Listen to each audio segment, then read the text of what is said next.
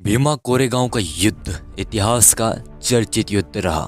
महाराष्ट्र के पुणे जिले में भीमा नामक नदी के किनारे कोरेगांव स्थित है। इस नदी और गांव के आधार पर ही भीमा कोरेगांव युद्ध का नाम अस्तित्व में आया।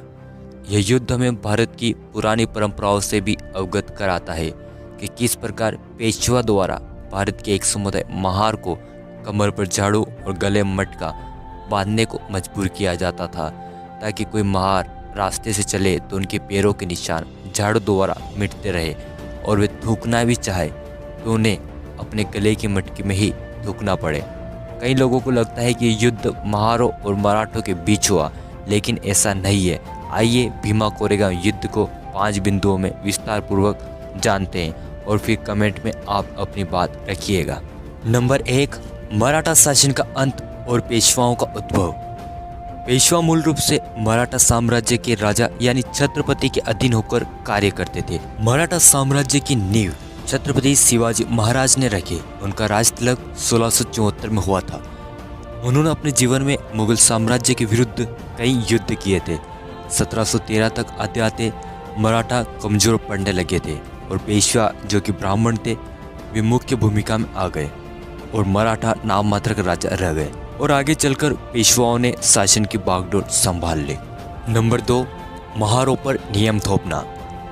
मराठा साम्राज्य की पूरी कमान पेशवाओं के हाथों में आ गई। उन्होंने महारों पर कई जातिवादी नियम थोप दिए, जैसे कि उन्हें कमर पर झाड़ू और गले में मटका बांधने को मजबूर किया गया, ताकि जब कोई महार रास्ते से चले तो उनके पैरों के निशान झाड़ू द्वारा मिटते रहे और वे थूकना भी चाहे तो उन्हें अपने गले की मटकी में ही थूकना पड़े। इसका विरोध महारों ने किया। ज्योतिबा फुले जैसे समाज सुधारक महाराष्ट्र के ही थे। शिवाजी महाराज के समय महार सेना में भर्ती हो सकते थे, लेकिन पेशवाओं ने महारों को सेना में भर्ती करना बंद कर दिया। अब महारों को नई सेना में शामिल होने की जरूरत पड़ी। तब देखिए ब्रिटिशों ने क्या किया। नंबर 3, महारों का ब्रिटिश फौज में शामिल होना। भारत में अंग्रेजों का आगमन 1600 में हो गया था। अंग्रेज व्यापार करने के साथ साथ भारतीयों को गुलाम बनाकर शासन भी करने लगे थे। यह वही दौर था जब ईस्ट इंडिया कंपनी भारत में अपना विस्तार करने में लगी हुई थी और उसके लिए उन्हें पेशवाओं को हराना बेहद जरूरी था। जब महारों ने पेशवा सेना में भर्ती होने का आग्रह किया, तब पेशवाओं द्वारा उन्हें अपमानित कर ठुकरा दिया।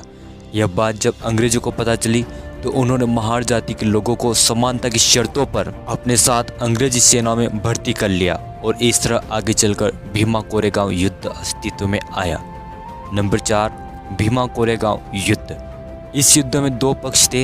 एक पेशवा बाजीराव द्वितीय 28,000 से अधिक सैनिक पुणे में हमला करने के लिए जा रहे थे। वहीं दूसरा पक्ष ईस्ट इंडिया कंपनी की टुकड़ी के कप्तान फ्रांसिस स्टैंटन के अगुवाई में 800 सैनिक थे, जिनमें अधिकांश महार थे, जो कि पुणे ही ब्रिटिश सैनिकों की ताकत बढ़ाने के लिए जा रहे थे।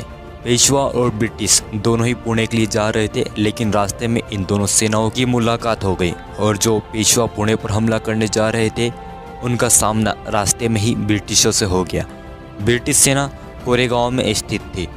पेशवा बाजीराव द्वितीय ने ब्रिटिश सेना पर हमला करने के लिए 2000 सैनिक भेजे और इस तरह युद्ध छिड़ा भीमा कोरेगांव युद्ध।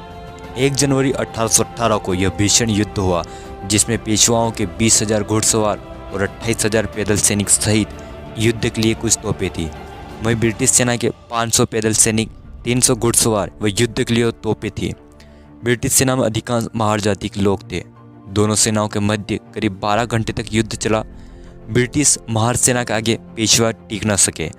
कैप्टन फ्रांसिस स्टैंटन के नेतृत्व वाली ब्रिटिश महार सेना विजयी रही। इस जीत के बाद पेशवाओं का शासन खत्म हो गया। उन्होंने पेंशन के बदले शाही दावों का आत्मसमर्पण कर दिया। इस युद्ध में शहीद हुए महार सैनिकों को श्रद्धांजलि देने के लिए ईस्ट इंडिया कंपनी ने कोरेगांव में एक विजय स्तंभ की स्थापना की। वही स्तंभ का शिलालेख ये घोषित करता है कि कैप्टन स्टैंटन के बल ने पूर्व में ब्रिटिश सेना के सबसे गर्वित विजय में से एक को पूरा किया। महारों के महत्व के लिए कोरेगांव में मारे गए सैनिकों के नाम हैं। नंबर 5, कोरेगांव युद्ध चर्चा और विवाद। भारत के संविधान निर्माता कहे जाने वाले बाबा साहेब भीमराव अंबेडकर 1 जनवरी 1927 को कोरेगांव स्थित विजय स्तंभ गए। तब से यह गांव चर्चा का विषय बन गया और फिर आगे चलकर हर 1 जनवरी को बाबा साहेब के अनुयायी यहाँ आते हैं। 1 जनवरी 2018 को भीमा कोरेगांव में हिंदूवादी संगठनों और दलित बौद्ध संगठनों के बीच विवाद हुआ और ये गांव पुनः चर्चा का विषय बन गया। अब हमारा आपसे यह सवाल है कि जाति व्यवस्था ने हमारे देश को किस प्रकार से तबाह किया और ये भेदभाव कैसे खत्म होगा। आपकी राय कमेंट में ज़रूर बताएं।